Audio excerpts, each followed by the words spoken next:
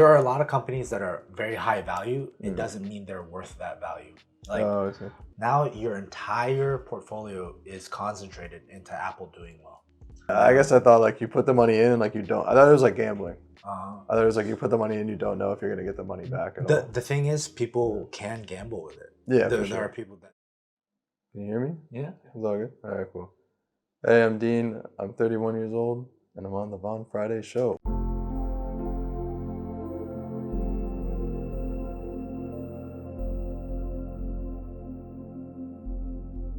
Thank you for coming, Dean. What do you do for a living? I teach English. You teach English. Yeah. That's your main career in China, and do you have any other sources of income? No. That's it, just teaching English? Just teaching English, yeah. I thought you you have your own business? Yeah, I don't get any money from that. No, okay. Just teaching, okay. Yeah. And you want to learn how to invest. What do you know about investing right now? I don't know much. I mean, I know you put some money in, buy some stocks, and then like you watch the news, you get angry when the NASDAQ goes up or down or something. Yeah. And then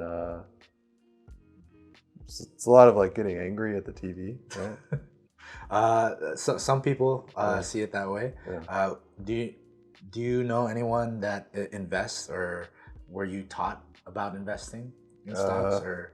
Never really taught about it. I mean, I took a money management class in school. I think Was that college or high school? High school, sorry. High school. Yeah. But we didn't really learn anything in that class. It was just like class would start, teacher would say a few things, then they'd be like, all right, go play on the computers. Money management was like the blow off class. Okay. Yeah, play a lot of what were those games? Like the RuneScape? No, not RuneScape. Oh, Flash games? Flash games. Flash games, yeah. Those stick figures, all that. Yeah, it was a class for that. Yeah. Class for that, okay. Yeah. Well, investing is like you just want a return of what you put in. So it could be sweat equity, how much work you put in, and your return back. So going to a gym, your investing is your time in the gym and working out, and your return on investment is probably a six-pack or bigger muscles or losing weight, right? Sure. That's one investment. And then another investment is money. You put money in, and then you get more money in the back end later. It could be instantly, or it could be longer time horizon. Yep. And then there's investing in yourself, which a lot of people in the self-development, self-improvement, self-development type of sphere kind of promotes a lot of coaching things that they should do to improve your life. But it's not really about improving your life, it's improving your bottom line. So if you can so you're teaching English, and with teaching, there are a lot of different certifications you can get to raise your base salary. Okay. Bachelor's degree increases your base salary versus every other person that does not have a bachelor's degree. Master's degree as well. But there are other certifications that you can get, not including the degrees, like certification in mathematics, certification in sciences, that makes you more eligible for international schools that teach science and math. It increases your base salary. Or getting a teaching license increases your base salary. That's investing in yourself, not meditating. Yes, it could be psychologically good for you, maybe, but it doesn't increase the bottom line of salary. It's like you're not going to get more money. Are you anti-meditation? No, it's it depends on what you do. A lot of people they have videos of like their 3-hour morning routine of what I do before work, but it doesn't really increase your productivity. Three-hour meditation? I do a 1 hour meditation, and then I do journaling for an hour, and then I do a 30-minute cleanse, and this is like, but it doesn't improve how much productivity you actually do. Sure. The only productivity you can do is the time between waking up and you actually doing the work. I mean, unless you make a video about that, and then your video gets a lot of views. Yes. Money off of that. Yeah. So that's doing productivity, but the meditation you do before you start filming about meditation It's not really productive. True. Yeah. So you talked about stocks. Is that the only thing you want? Do you want to learn about stocks or learn other types of investing? I mean, like, what other types of investing are there? So I just told you there's investing in yourself. So Oh, increasing yeah. your baseline income. That way you Yeah. have more money forever. It's like once you have your bachelor's degree, there's no, you're not gonna go underneath that baseline as a teacher. Oh, yeah, You sure. know, and once you have your master's degree, that's the bottom. You increase it for the rest of your life. Once you have these other certifications, you increase it for the rest of your life. So there's self-investment, there's the stock market, and then there's personal business, and then there's also real estate. Oh, okay. There's other forms, but those are the ones I'm very familiar with. I mean, self-investment, I think I've already invested myself enough. I mean, I think I kind of capped out how much I could do. For teaching or for everything. Like, I've already. I don't think it's time for me to learn like new stuff at this point, really. You said you're 31. Yeah. And you're too old to learn anything new. I mean, because like looking at the time I have, like if I gotta learn something new or invest something new in myself, like that's gonna take time away from other things. You know? So even like, I want to learn how to draw and I want to learn how to play guitar. I'm really excited about that, but I know if I try to do that, it's gonna take time away from jiu-jitsu. So you know what I mean? And like jiu-jitsu, I've already invested like 10 years, right?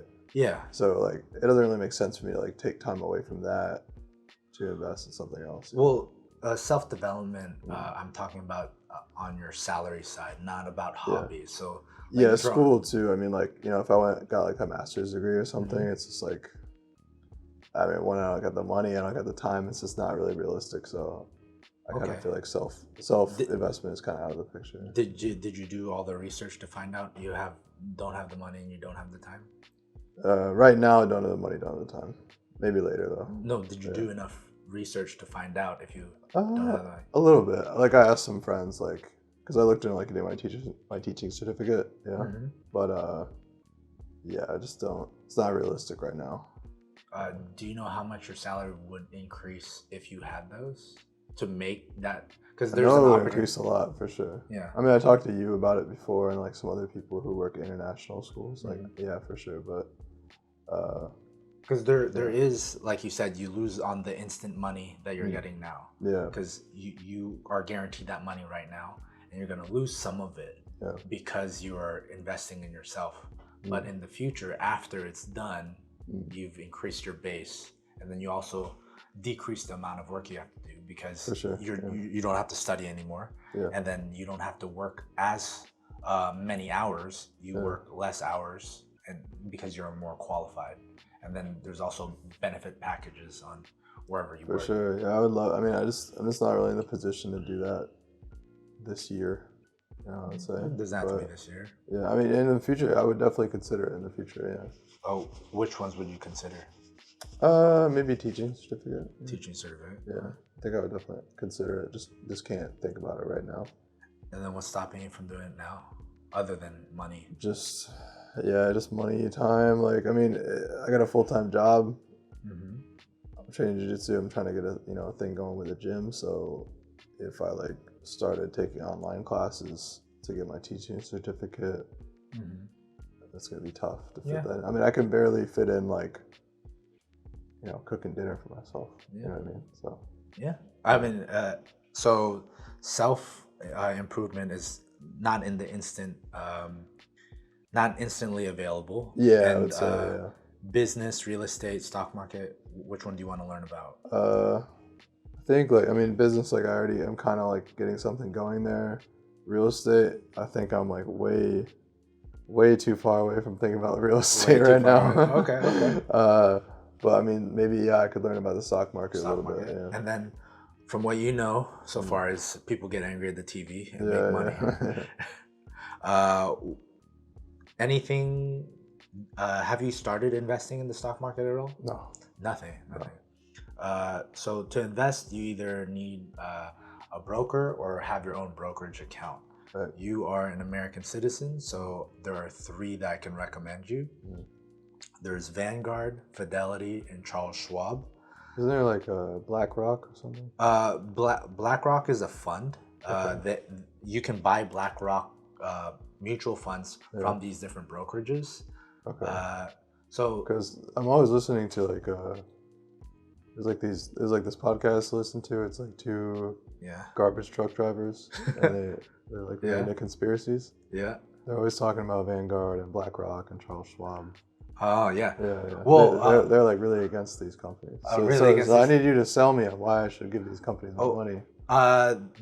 These companies provide a lot of services that make it available to all American citizens.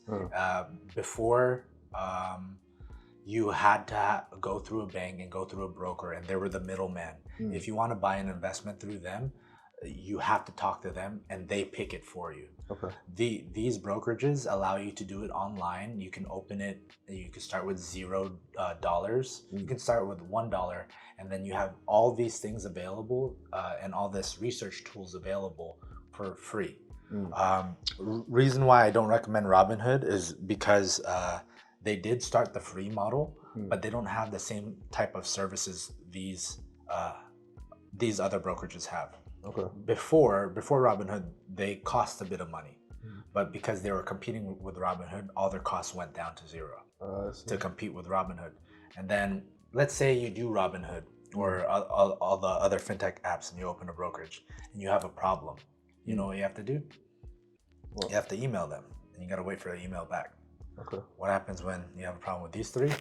You call them, and an American answers the phone. Oh, I see. Not someone from out of the country. But isn't it like these 3 companies own like 90% of America or something? No. Crazy? So what and like that they podcast, also like own each other or something like that. No. So Fidelity is an independent company. Okay. Vanguard is owned by the people that invest with them. Okay. So if you have a brokerage account with them, you are part owner. Okay. And then Charles Schwab is publicly traded. So yes, you can own part of Charles Schwab by investing in them. Okay. BlackRock is a fund, a bunch of fund managers. So they create different funds for people to invest in, and you can use these 3 brokerages to buy their funds. Okay. Now, a fund is, let's say, like a basket of eggs, and then you don't know which one is a golden egg and which one is a rotten egg and which one is just a regular egg. Okay. You want eggs that are more valuable than what you paid for. Okay. What these funds are advertising is that, like BlackRock, they're advertising that our fund managers know which ones are the golden eggs, and our basket has a lot of golden eggs. There might be some rotten eggs, but we have the ones that will make you more money. Okay. You'll get your money's worth. So what's a golden egg? It's like a business? Yeah, golden. All the eggs are a business. So like a rotten egg would be a business going downhill. So right now, like WeWork is like minus 95%. A Radio Shack. Or a Radio Shack minus 95%. Regular business could be like a Walmart, right? It's a regular, or Starbucks. Yeah, it's not growing super fast, but it's stable. It's stable. So it's an egg. It's not rotten. It's not gold. It could be closer to gold than it is rotten. And a golden egg would be something that just shot up. Right, like Nvidia recently. Oh yeah, I heard something about that. Tesla in the past. Yeah. You know, it just increases in value. So it's like you go to like one of these companies, and then you're just like, yo, here's some money, just like invest it in some stuff, and then they're like, okay, and then they can help you choose like where to put your money. That's how it used to be. Now you can do it all by yourself. You don't need that middleman. So that person that used to take a cut, you don't have to pay them anymore, and that effect doesn't compound, and you can do it all yourself. So that saves you money, but then wouldn't it be? Then it's like you got to learn more before you. Yeah, it depends on what you want to learn. Like, so I always recommend in S&P 500. Let me see, S&P 500. S&P or yeah, S&P? S&P. S&P. Okay. It stands for Standard & Poor 500. So all of these have their own version of the fund. S&P stands for Standard and Poor. They are a rating agency. You know, like how Rotten Tomatoes rates movies. Uh-huh. They rate companies. Okay. And the S&P 500 is very famous because these are the top 500 companies in the U.S. that are profitable. Okay. So yes, Uber, like Uber, Lyft, they cost, just one of them costs more than all the airlines combined, but they don't make a profit. So they're not in the S&P 500. While the airlines do make a profit. What do you mean they cost more? So if you were to buy all the stock of Uber, Yeah. it would cost you over $60 billion. Why is it more expensive than the airlines?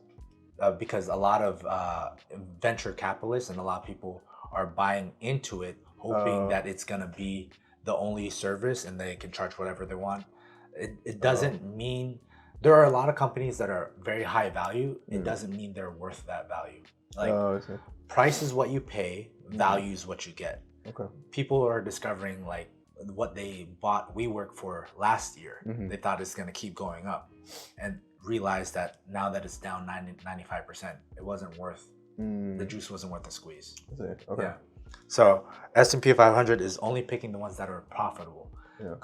Could they be unprofitable some years? Yes, but the year they were in, they had a full year of profitability. I see. Okay. So Tesla was around for since early 2010s, but even though it was more expensive than some of the credit card companies like Discover or all the airlines, even though it costs more, like if you were to buy all of Tesla, it costs more than those companies, it wasn't in the S&P 500 because it wasn't profitable. Oh, interesting. The first year it was profitable was in 2021, and that's when it got included into the S&P 500. It's still profitable now. I see.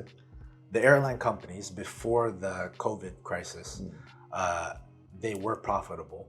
And during the COVID crisis, they're not profitable, but they stayed in there because their total cost to buy the entire airline business was still more than all the other bottom companies. Okay. But Gotcha. but Uber, even though it costs more than all the airlines combined, it's not in the list.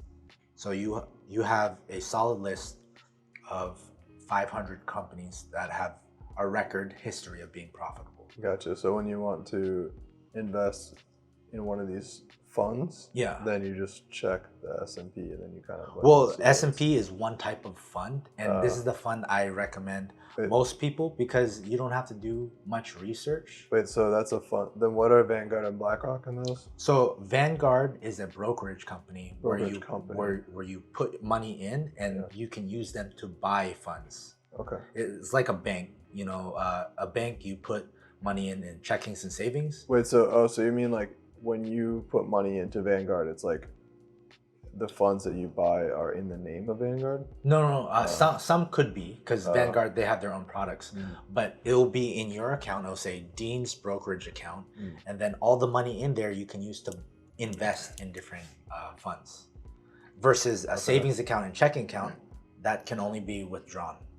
You can't like do anything with it. Yeah, like that money is like, this is for investing.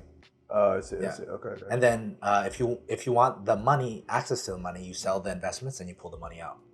Oh, interesting. Okay. Like, is there like a?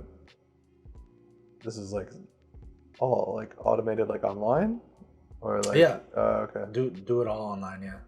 Okay. I guess I'm like not familiar with like the. It's like you log in, you look at your money, and then you just like click like buy Apple. Yes, buy Apple. It's like a website. It just lets you do that. Yeah. Okay. So how do you get the money in the brokerage? You transfer it from your bank account to the brokerage account. Oh, okay. Yeah. Okay.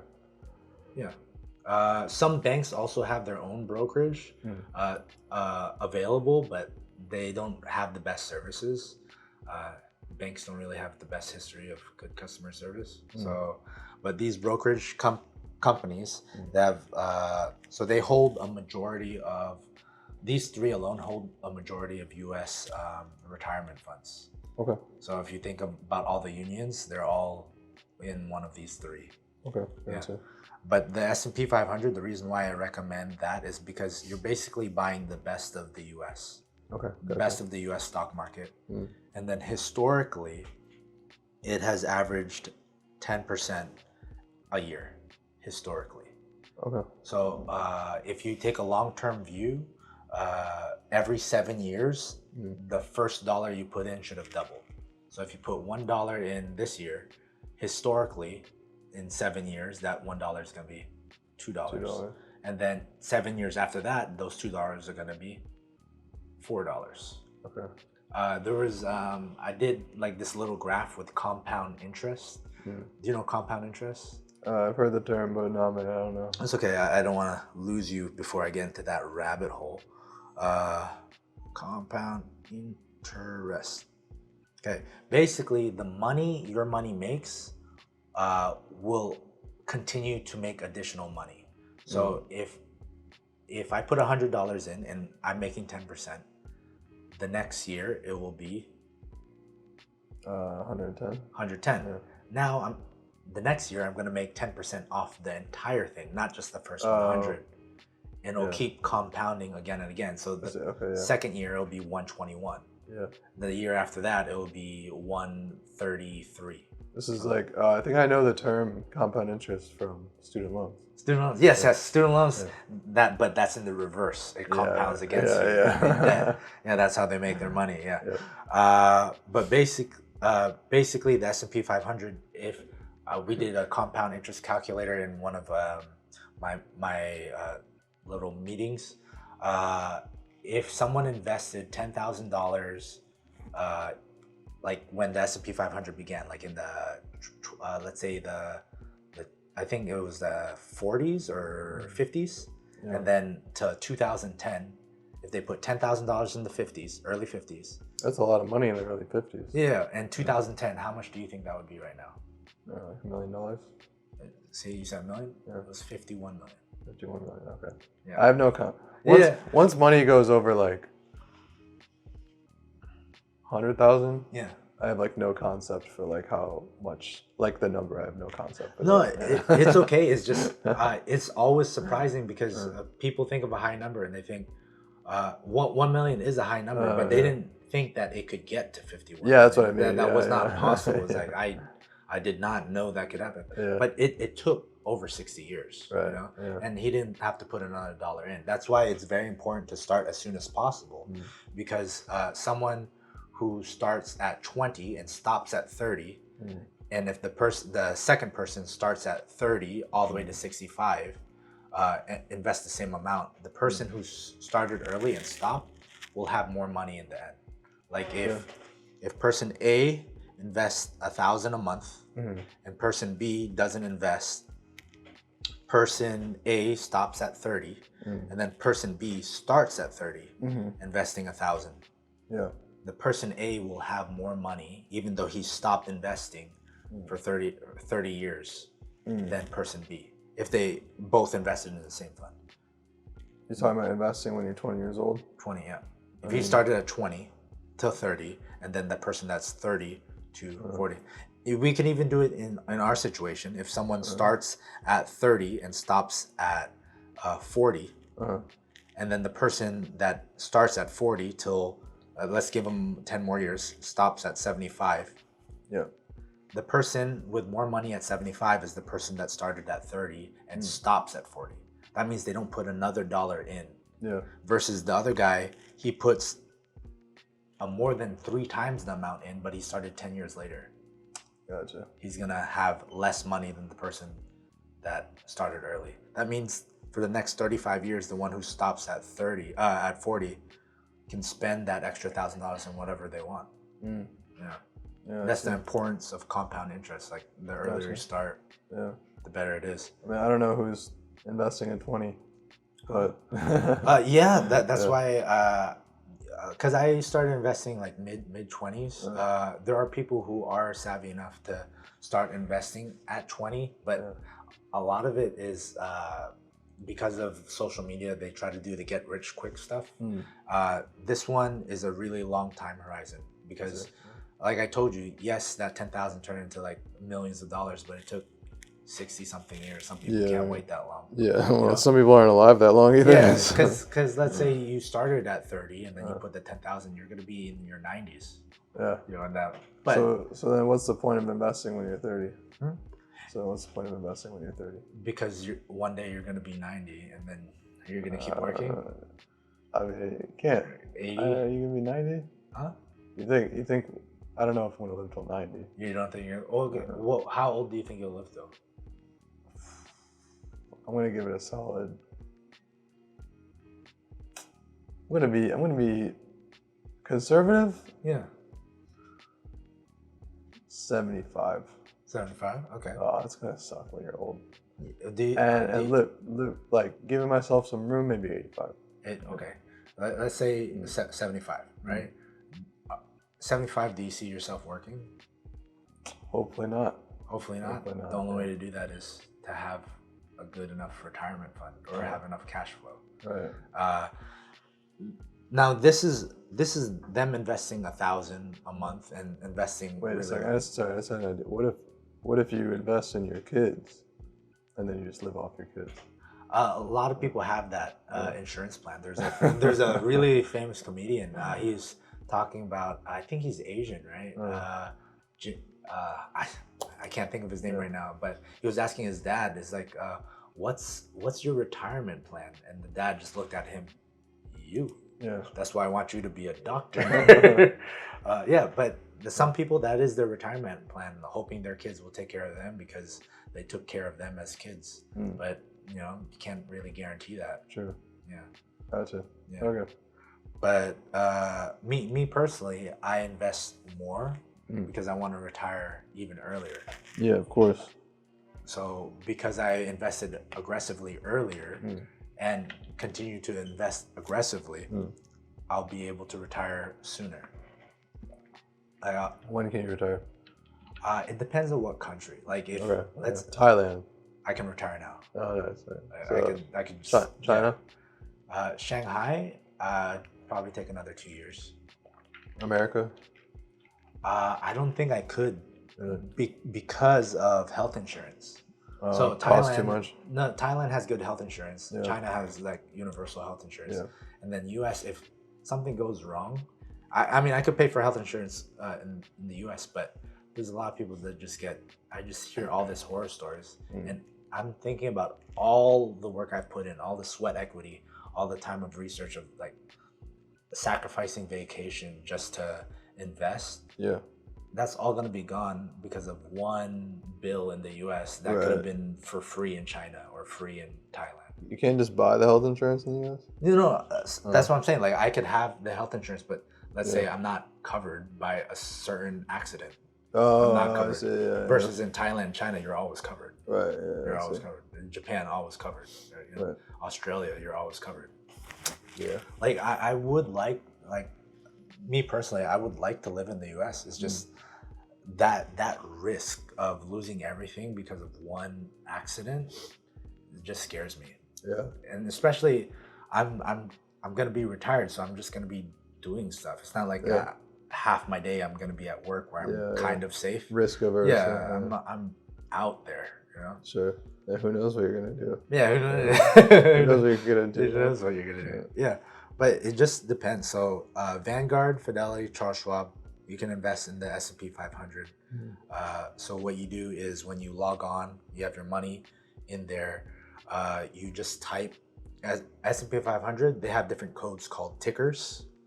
Called what? Tickers. Okay. And then you type that ticker in. You can also type the ticker of individual stocks. So if you want to buy, name a stock. Maybe I know it. GameStop. You type GM, and then it will show the GameStop. Oh no, that's cool. Yeah, GameStop stock. GM's not General Motors. No, that's G. What about General Mills? Cereal. I don't know. Cinnamon Toast Crunch. No, I think that's that they're owned by another company. Oh really? Yeah, I think so. so. It's like Nestle or like something like that. Something like that. Yeah. Yeah, but GameStop. Yeah, you just type that in and then you click buy, and then you click how much you want to buy. Same thing with the funds. You put the ticker of the fund. Yeah. Vanguard is I think is VOO. Fidelity is FXAIX, and then Charles Schwab. I forgot what Charles Schwab is, but they have their own version. I have Fidelity, but I think the other two are as good. They're like none of them are like super superior to each other. Yeah. But the thing is, you can't buy at any time. You have to buy when the stock market is open. So the stock market is open from 9 to 5 EST in New York. Yeah. So here, right now, or 9:30. Yeah. Right now, it is 10:30 in Shanghai is when the market's open. Gotcha. So you have to be awake at 10:30 in order to buy. So okay. Or 4 a. Was it or 4 a.m.? No, 6 a.m. before they close. Gotcha. Yeah. Yeah. I mean, I think I knew like most of this stuff except for the Fun. Yeah, I didn't like. I just I like heard these like Vanguard and like Charles. So I've heard this stuff before, but I didn't know like what it's for. Yeah. So my question is, because I have a friend who does a lot of investing, like kind of similar to like how you do. So my question is like, what do you like? You have to put in like you can't just put in like $100, right? Like you got to put in like. No, you can. You can put in $1. You can, but it's like better to put in like a bigger lump sum of cash, right? Well, I always recommend people because I had a friend that had 5,000 and he just wanted to put all in, and I told him just put 100 first. That way you can see how the money moves.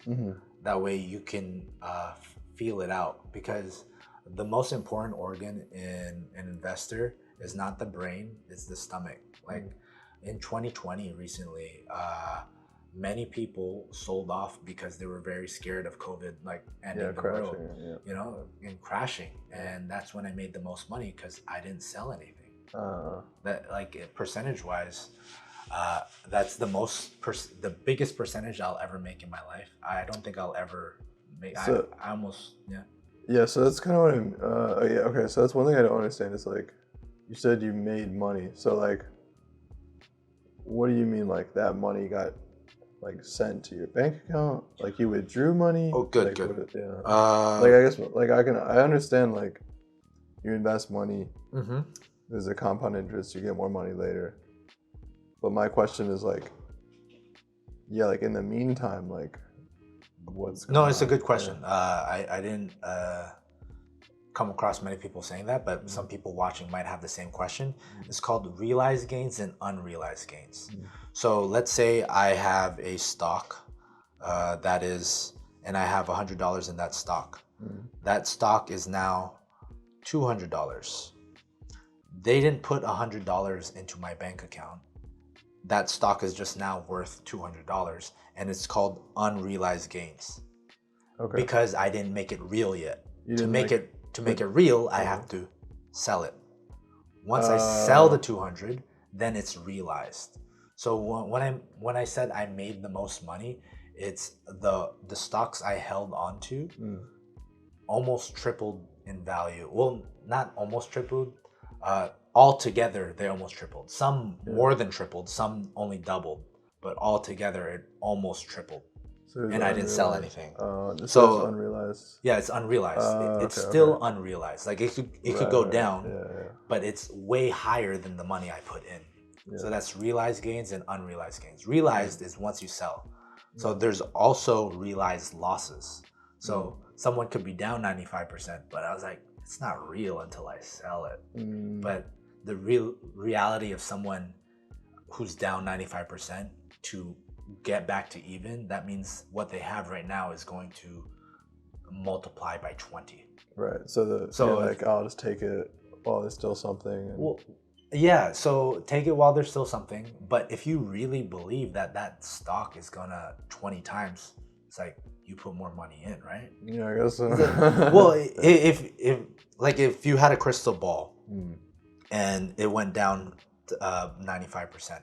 And that crystal ball guarantees you 100% that it's going to 20 times. Why wouldn't you put more money in? Yeah. But most things that go down 95% never recover. They never recover. So my question is like, so I understand. Okay, so now I'm getting like a better picture for how it works. So let's say, okay, so let's assume I have some money, right? Let's say like, I don't know, $100. $100, sure. Yeah. So like you go to, you know, Vanguard or whatever, Charles Schwab. Okay. You take the money, you put it into some funds, and then you have like, you just keep watching the money go up or down or whatever it is. You don't even have to watch it. If you don't even have to watch it, right?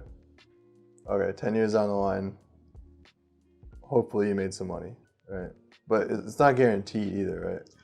Oh, well, are you saying as long as it's in the S&P 500? So the S&P 500 is the top 500 profitable companies. Right. If you're saying that in 10 years, they don't want to make more money, then don't invest in it. That means Apple, ExxonMobil, Verizon, Costco, Walmart, Nike, Coca-Cola, Pepsi, all these companies won't be more profitable 10 years from now, then don't invest in it. So I guess like, yeah, I guess that's where I don't really get it. It's like, okay, like I understand like investing in like a business. It's like, you know, imagine like here, like Manor Coffee. Imagine if that was in America, like, and it like blew up as much as it did here. Like if you had invested in that early on, like, you'd be like rich, right? Yeah. But like, so that idea of like making money that way, I get it. But like, fun? I guess what I'm confused about is like, if you're going to invest, like, wouldn't everybody just buy stock in like Apple and like Coca-Cola and like all the big companies? So like, do you actually make money off those big companies? Yeah, they're considered blue chip stocks, but not all of them increase to 10%. The S&P 500, the reason why it's 10% is because some overachieve 10%, some are below 10%, but they're still growing. If they don't grow, they're going to be out of the fund and replaced with another company that does grow. Okay, so so like, I guess what I mean is like, okay, so for me, never invest in anything. Let's say I got like, I don't know, let's say more than 100, right? Because 100 is like let's say I have like just 100. That's fine. Okay, sure. Let's say I have 100. So I go to invest in, like, it's like, what would you, if you were the broker, like, what would you tell me to invest in? I would say the S&P 500. Right, but like which, like, just give me some examples of companies. Individual stocks? Yeah, I guess so, yeah. I would never tell someone to invest in individual stocks. Okay, I don't know what that means. So I just mean like, so I wouldn't tell an individual to buy a company, an individual company. Okay. So when I put that $100 into the S&P 500, that $100 is diversified into all these different companies. I have a piece of Costco, I have a piece of Walmart, I have a piece of Starbucks, a piece of Nike, a piece of KFC, a piece of McDonald's. It's separated. Versus if, say, you buy 100% into Apple, right? Now your entire portfolio is concentrated into Apple doing well. What if Apple doesn't do well? Right, okay. Now with the S&P 500, Apple is in there, but let's say Apple doesn't do well that year, just that year. Yeah. The other companies will make up for it. I see. Oh, okay. So the S&P 500 is a basket of stocks, I see, a bunch of eggs, and then some eggs are golden, like Apple, and some eggs are regular. And the rotten eggs will be weeded out and tossed out and replaced with new eggs. So like companies like, okay, I always thought it was like, you just buy like an individual stock. That's what because I don't know. No, you can. I do it myself, but I don't recommend people who don't know what they're doing to do that. Yeah, it's like, wow, it's like they're just starting. It's like, you know, jiu-jitsu, their first day. Okay, after your first trial, let's sign you up for a competition. It's like, what? Right. Okay, I see. No, you still need to learn more. And then for most people don't like to look into businesses and finance. So that's why I recommend just this fund, Because you don't need to look at it. Me, Yeah. I like looking deep into these funds, so I Right. buy individual things because I want to own Yeah. these parts. You're doing tape study of Gordon Ryan. Yeah, And yeah. I'm just showing up for class, just doing the moves. Yeah, just Okay. doing the moves. Yeah, Yeah, that's what you're saying. that's what it is. And that's why my returns are higher than 10%. But it comes with cost and sacrifice. The cost is my time, and the sacrifice is Your time in like researching. my time researching. And then the other sacrifice is people always doubting me, or my internal thoughts is like, what if I lose this money? Because I already have a solution. It's like, why not go for the simple one? Why am I risking it to do that one? It's because I did enough research, or I feel I did enough research to see that this investment is not a risk. Okay. Yeah. Gotcha. Cool.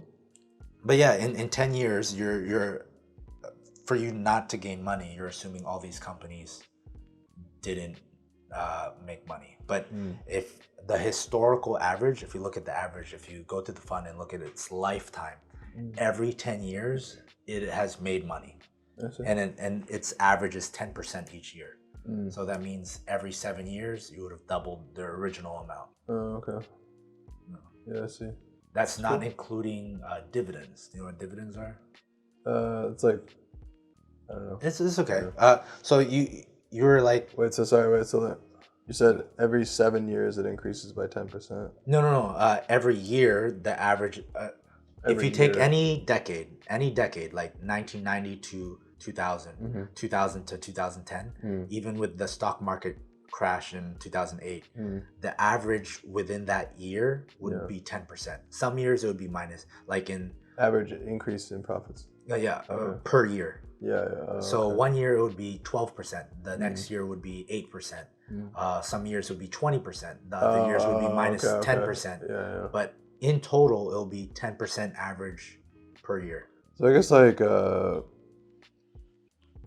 if you put in that $100, I mean, let's just say you put it into an individual stock, just for an example. Yeah. Right? So 1 year, the stock goes up 5%. The next year it goes up 20%. So then do you sell when it goes up to 20%? So some people sell and realize their gains immediately, but I invest in the long term because I feel they have more. I want to be, when I buy or when I invest, I want to feel like I'm buying the business. I'm not looking at the money and buying and selling. Right. Is that like day trading? Yeah, there are people that day trade, but there are also sometimes, like I had one investment that was very good, but I cashed out of it because I don't think it's gonna go. Not that it's not gonna go any higher, but this is a lot already. Right. Like, and that business was workshop jiu-jitsu. Yeah, yeah. Like I made a lot of money, and I didn't. I was like, I just want it now. Yeah. And I feel like too many people are buying into the hype, and I don't see it at its current value. I was like, I think it's overvalued. So did you guess correctly? Yeah. Oh, okay. I guess right, yeah. Can you tell me what it was? It was Tesla. Oh, okay. Yeah. That makes sense. Yeah. I was like, a lot of people are buying. It's too much hype. Yeah. So then, like, you're saying long term, but it's like if it changes, the compound interest, the compound interest increases every year. Not that it increases. The profits you make 1 year will be added to the principal, the original amount the next year. So the amount you make the first year will be added to the second year. Okay, so sorry, my math's really bad. So $100 went up by, let's say $10. Okay, so 10, so 110. The next year, the profit is $11. Right, but let's say the next year the profit is 5%. Okay. So then it goes up by. It goes up by 6. Yeah, sure. Or 550. So now you have 16.5. 160. Wait, no. $116.50. Right. Yeah. So that money is yours now. No, it's still still unrealized. Sorry. It's unrealized. You've got unrealized $116.50. Yeah. Now the next year the company's profits go down. So does that money, you get that money taken away from you? No. Oh, it just the stays price there. it stays there unrealized. It just goes down. Oh, okay. I think I understand now. It's only realized once you sell. So if I were to show you, like after the show, I can show you mine, and then you can see unrealized and realized. Okay. Because I only sold 4 things in my entire investing life, which is almost a decade. Okay, so it doesn't matter if the company's profits are negative, you still have that money. Yeah, you still own that company. Okay. Yeah, you still have that company. Now I understand. I really didn't understand that shit before. Okay. No, it's pretty interesting. It's all good. It's all good. Wait, can I cuss on here? Is that right? Yeah. Oh, okay. Yeah. Jorge will bleep it out, right, Jorge? Yeah. Alright, cool. I don't have any more cussing to do. I said the S word, so I just wanted to make sure I wasn't messing up. No, it's all good. It's all good. Yeah. Okay. Any other questions? No, that's about it. Now I understand how investment works a little bit better. I had like a very like Neanderthal like Luddite way of looking at it, where I was just like, I thought you like put money in, and like you just watch it go like up or down or something. Some people do that. They like to watch it go up. I guess I thought like you put the money in and like you don't. I thought it was like gambling. I thought it was like you put the money in, you don't know if you're gonna get the money back at all. The thing is, people can gamble with it. Yeah, there are people that do gamble with it. I think this stock is gonna go up and buy it. You know, and there are people that also bet. Like there's different type of. I mean, it is you can use it like a casino. It's like a casino for super rich or super stupid people. Right. Like because people can bet against the company, and then if the company goes down, they make money. But if it goes up, they lose money. I got you. Yeah. Cool, man. Yeah, so I highly recommend that you open a brokerage as soon as possible and put at least some money in. Like, do you have any debts? No, I don't have any debts. Student loan debts. It's crazy. Yeah. You're not the first person. Yeah, it's pretty on nice. Here. With I haven't even looked at how much it is. Really? I don't want to know. Is that the only one? That's the only one. Yeah. I mean that's fine. I mean, you're making use of your bachelor's degree. You have a higher salary. Yeah. Are you saving? Trying. I mean, like I do what I can, you know. Because like, I know your salary increased a lot more than when we first started. For sure, that's true. Yeah. I mean, I try to these few weeks. I mean, you know, I try to cook all my meals at home. I don't know. I try to not like buy anything crazy. I don't really travel that. I think the biggest expense is like, you know, living here. If I go back to America, you know, like for travel, like plane ticket kind of adds up, you know. So you're saying it's cheaper to live back home? No, like to like travel from here back to America. Yeah, that's like an expensive plane ticket, you know, twice a year, like. So. I'm going back next year. Nice. But yeah. What's your price like for your ticket? Well, I'm traveling a lot. Like I'm going to Texas first. I've never been there before, but from China to US. Oh, I didn't see the tickets during that day, but it could be 1,000. It could be 1,000 USD. Yeah, USD. It's like from Shanghai to Detroit, where I'm from. There's like a direct flight. Yeah. But it's like 2,000 USD. Yeah. 2,000 USD. Oh, round trip. Round trip. So I'm thinking one way. Yeah. Because I have multiple stops I'm going to when I come back. Yeah. The best way to do is like you go to Japan, and then from Japan to US. It's like way cheaper. Yeah. Really? But it takes more time. Yeah. So. Yeah. I'd rather just pay more. Yeah. Because I'd rather have that extra day because I'm barely in the US. Yeah. Right. Yeah. I mean, for you, Mr. Moneybags over here. For some of us peons. Yeah. Well, it depends on what you want to do. Like, I sacrificed a lot of things that most people would not. For sure. You work hard. Yeah, in order to get to where I am, and now I can afford to do things that most people cannot. It's like I live. You know Dave Ramsey. I think he's probably big in Detroit. He's like a financial advisor, but he has this quote that I got from his book, and I really like it. It's like, live like no one else, so later you can live like no one else. Like, no one lived like me. Like, yeah, I could afford my own place, but I still got roommates. Like, yeah, I'm making money now, but I still chose to live with the roommates. Yeah. Yeah, my roommates don't know that I have money, but you know, Well, they're gonna know now Yeah. after the podcast Yeah. blows up. Yeah, and I try to look as broke as possible. Mm. You know, Yeah. like people don't come to me for handouts, but if they knew me, they're like, oh, this guy knows his money stuff and he's got money, but they know that it's not gonna come out of my hands. Like, That's cool. it's not free. Like Christian Bale, he like still drives like a Lexus, like SUV or Yeah, something. SUV. Yeah. Nothing crazy. In construction, Yeah. there's it's always true. It's like the guy with the worst looking truck is usually the richest one.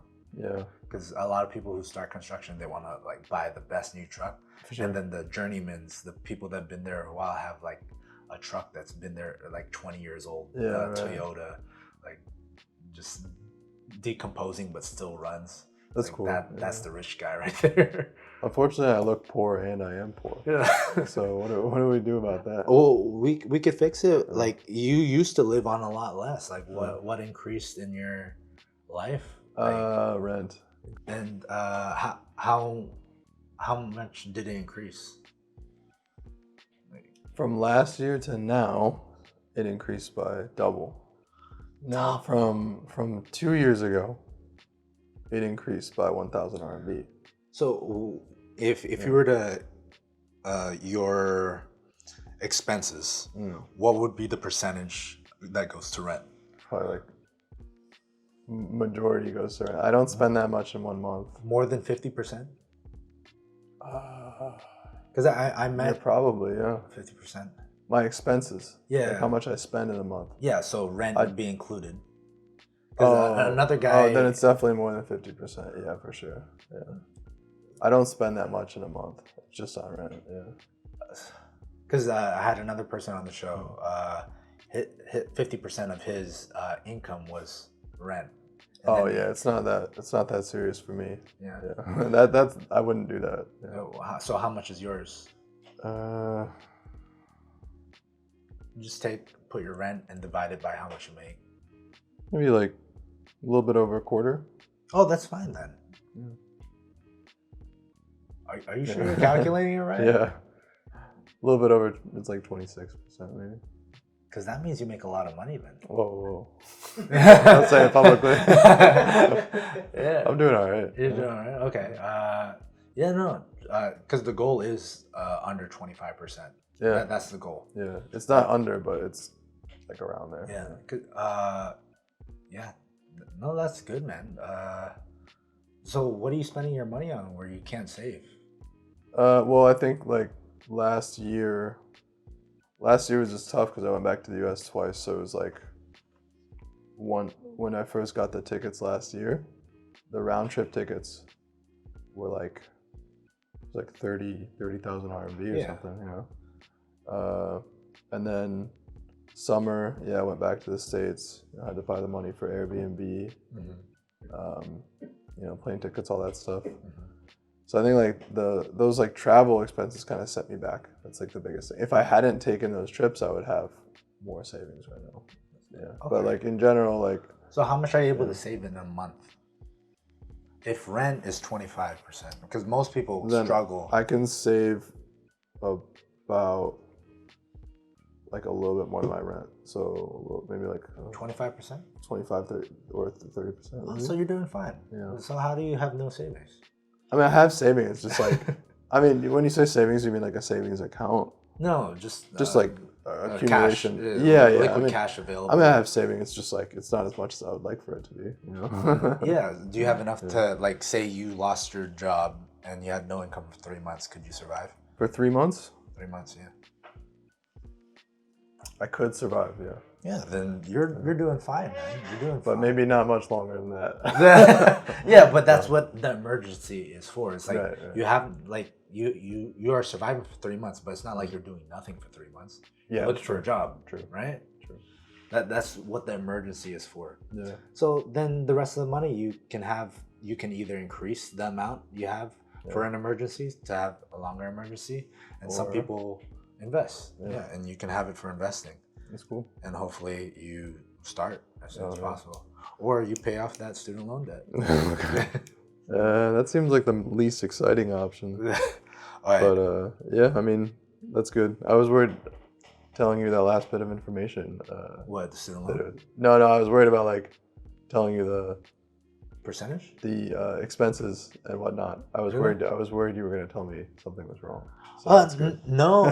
If it was more than 50%, like Mm. some people like they love their place, but I was like, it's eating all of your salary. Yeah, Like that's crazy. You're at work, Yeah. so half of your day at work you're paying to sleep there. Yeah. To It's sleep pretty at rough. that place. Yeah. Yeah. So hopefully you get started. I taught you some things about For investments. sure. I learned a lot. Yeah. And I have 3 questions for you. Okay. Like financially, what was your biggest money win? Like, what was your biggest success financially? Like big. I had one guy talk about a decision he made that helped him in his career. Oh. Someone talked about finding a partner early, so they're living life, seeing their friends who are single, struggling and spending money, Yeah. but they have a partner. So it doesn't have to be directly buying something, but it could be something that helped you financially. Let me think about that. That's a good question.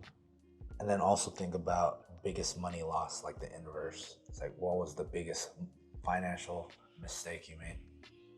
I guess like for the big money wins, maybe there's some stuff I can't say on camera. Yeah. You know? Okay. Yeah. Can't say anything. I don't know, man. Biggest money win. I mean, I think like you said, like bachelor's degree, TEFL, teaching English as a foreign language certificate. I mean, That's the best. yeah. I mean, being able to come here and make money is a pretty big win, I would say, because in the U.S., like, it's not that easy to make this much money teaching kids. Yeah. It's Being like a teacher, yeah. Yeah, it's like a pretty low paying job. So I would say like going to college is like pretty big win, Pretty good. I mean, and then I would say biggest money loss would probably be the student loans. So it's I don't know, it's yin and yang. Are you working on it or? No, I haven't even looked. Like, I mean, I don't even check my email. Sometimes I do, and it's like, you need to, they'll be like, hey, you're behind. Yeah, no. Look at it, Everyone I've talked to that has student loans is not looking at it, and I don't know why. You're not the only one. It's like, I mean, I mean, like, what would you say? Pay them off, and then once I'm done paying them off, I'm like, dead, or invest and then use that money later to pay them off. Yeah. I would pay them off and then invest. Definitely not enough time or money to do. There's definitely enough time to do that, especially with the income we're making here in China. There's definitely to do both. Yeah, to both. Yeah. It just depends on what you're willing to sacrifice. Like that debt. Like imagine us when we just got here in China, 4 or 5 years ago, right? How much you were making then, compared to now, and all that money that you increased since then, your debt would have been paid off already. No, student loans, they're pretty big, man. How big? Like when I graduated, it's like, maybe you can bleep this part out. I think when I graduated, it was like, bro, I've met people that have 5 times more than you. Really? On this show, yeah.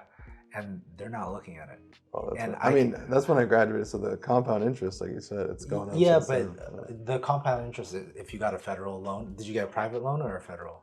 I think they were all federal. Then private, it's like you actually go to the bank. Yeah. No, I didn't do anything like that. So federal, they're low. They're a lot lower. Yeah, they're like 3%. Oh, okay. 4%. If you got private, it would have been like double that. Well, then there's like subsidized and unsubsidized. Yeah, and then there was also.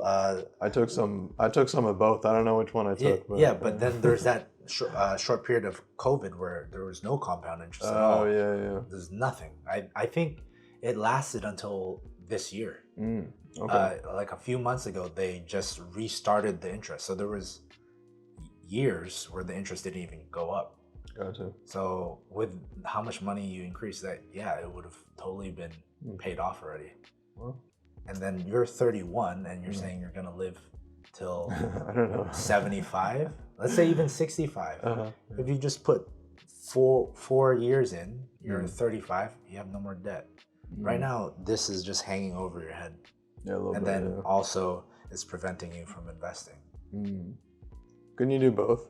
Investing.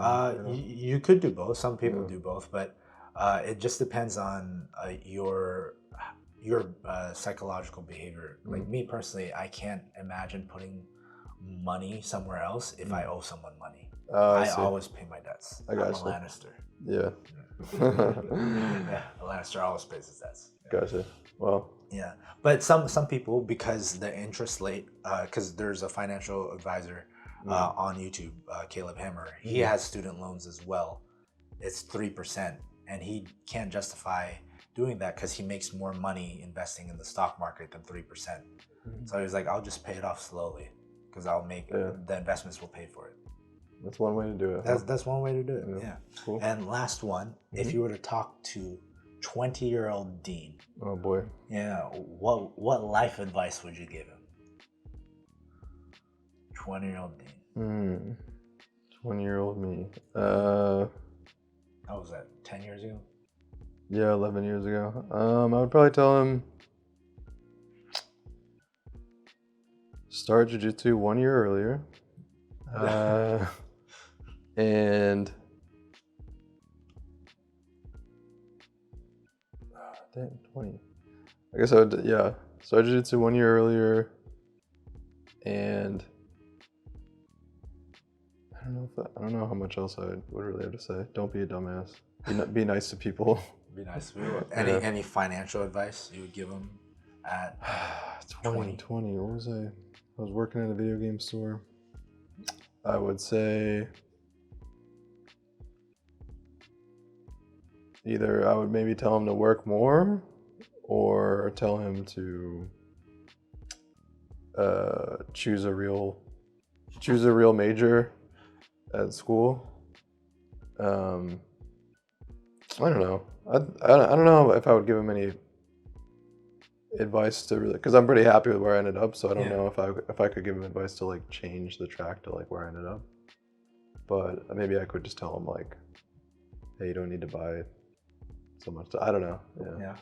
Okay. Yeah. It's hard to say. I'm sorry if that's not a good answer. No. It's perfectly fine. Like you got to where you are by doing those decisions, and you wouldn't change it. But it's just if you want to fast forward things. Oh wait. Yeah. One thing I might say, because I gave you a lot of investing stuff. Well, back then I had a video game collection. Okay. Which when I left America, I sold for around close to like 20K USD. Wow. Yeah. A video game collection for 20K USD. Yeah. And it's all gone now. It's all gone. So maybe I would have said, hey, sell it. Sell it when you want. Invest it. Maybe that's what I would say. Yeah. But I didn't sell it till I was like 26. Yeah. I mean, I didn't start investing till I was 26. Maybe I would tell myself to like buy some more games.